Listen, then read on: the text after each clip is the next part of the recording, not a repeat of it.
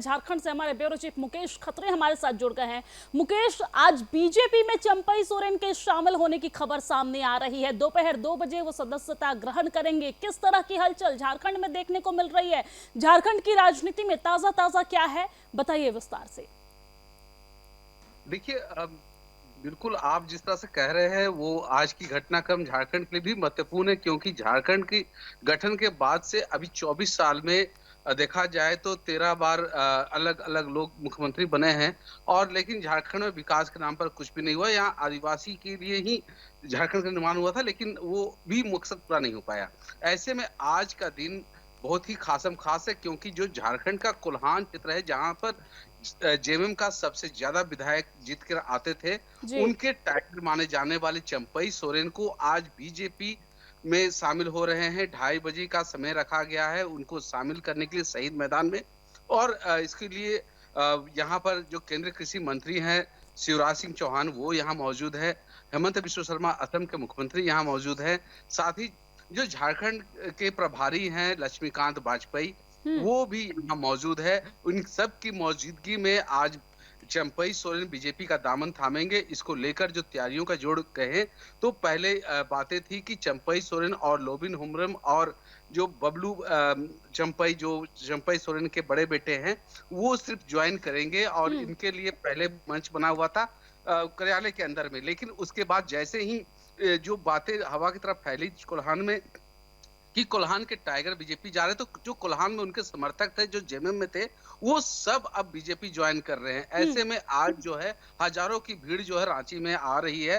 तो इनको देखते हुए रातों रात इनके लिए शहीद मैदान पर मंच बनाने की तैयारी की गई, हम्म। और अब मंच भी बिल्कुल कंप्लीट हो जी, गया है।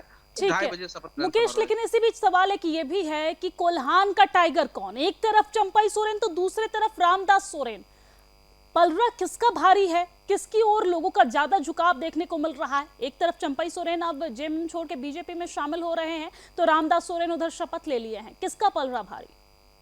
देखिए, मैं आपको इसके लिए तो बताऊँगा कि चंपई तो चंपई है, टाइगर यही है। और आपको याद भी होगा, हम लोगों ने खबर भी चलाई थी कि जब चंपई दिल्ली जा रहे थे आज से 15 दिन पहले, तो रामदास सोरेन भी उनके साथ बीजेपी जाएँगे, ऐसी बातें हम लोगों ने चलाई थी।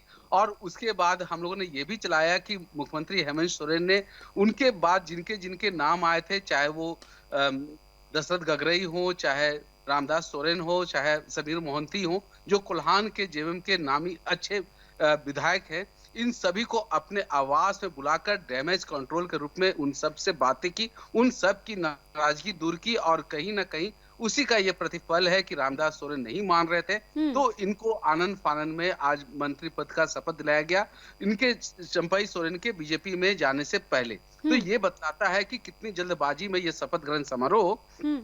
जेएमएम के द्वारा किया गया है। हम्म। और रही बात चंपई सोरेन की, तो चंपई सोरेन आंदोलनकारी रहे हैं। उन्होंने 10वीं पास करने के बाद से सक्रिय राजनीति में, गुरुजी जो जेएमएम के संस्थापक हैं, जी। उनके साथ वो काम कर रहे थे। तो ऐसे में झारखंड में उनकी पहुंच बहुत अच्छी है। हम्म। और उन आदिवासियों में दूसरे नेता माना जाता है हम्म। शिबू सोरेन के बाद में। तो जी। ऐसे में चंपई सोरेन का कद काफी ऊंचा है, और बीजेपी को आने से निश्चित रूप से बड़ा फायदा जी, मिलेगा आगामी चुनाव में। जी। ठीक है मुकेश, यानी कि जिस तरीके से देखा जाए तो चंपई सोरेन और शिबू सोरेन साथ में काम करते थे। हालांकि गुरु माना जाता है शिबू सोरेन को, और शिबू सोरेन के साथी थे चंपई सोरेन, और हेमंत सोरेन के पिता है शिबू सोरेन। तो ऐसे में हेमंत सोरेन को फायदा तो मिला, लेकिन कहीं ना कहीं कांटे का टक्कर देखने को मिल रहा है, क्योंकि कोल्हान के जो टाइगर हैं वो चंपई सोरेन कहे जाते हैं। और चंपई सोरेन जब बीजेपी में शामिल होंगे तो आने वाले दिनों में विधानसभा का चुनाव है झारखंड में, तो इससे बीजेपी को बड़ा फायदा मिलता दिख रहा है। आप हमारे साथ जुड़े रहिए।